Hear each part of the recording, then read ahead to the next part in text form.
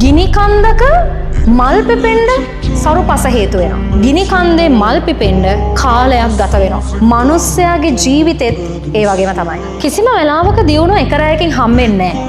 ඒකට යම් කාලයක් ගත වෙනවා. හරිම දුෂ්කර කාල සීමාවල් ගත කරලා විවිධ පිපිරවීම් වලට ලක් වෙලා තමයි අවසානයේ මිනිස්යාගේ දියුණුව හම්බෙන්නේ. දියුණුව වංචාවෙන් ලබා ගත්තොත් ඒක හරියට හුලං පොම්බපු බැලුමක් වගේ.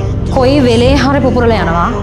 ආයි හදනවා තියා හිතන්නවත් බැරි වෙනවා. මොකද ඔයා දියුණුවනේ වංචාවෙන් මිස අත්දැකීම් වලින් නෙවෙයි හින්දා. හැබැයි ඔයා නිසි පිළිවෙලකට දියුණු වෙනවා නම් අත්දැකීම් එක එක පිළිවෙලකට ග්‍රහණය කරගෙන ඔයා දියුණු වෙනවා නම් මතක තියාගන්න ගිනි කඳුවලත් දවසක මල් පිපෙනවා. හැබැයි මල් පිපෙන්න කාලයක් ගත වෙනවා.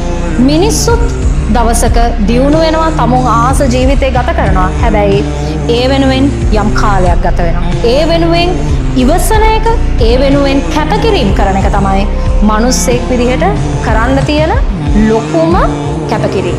ටික කාලයක් ගියත් ඒ ඔයා ලබන දියුණුවෙන් ඔයාව කවදාවත් වටන්න පුළුවන් වෙන්නේ. වැටුණත් ඔයා එන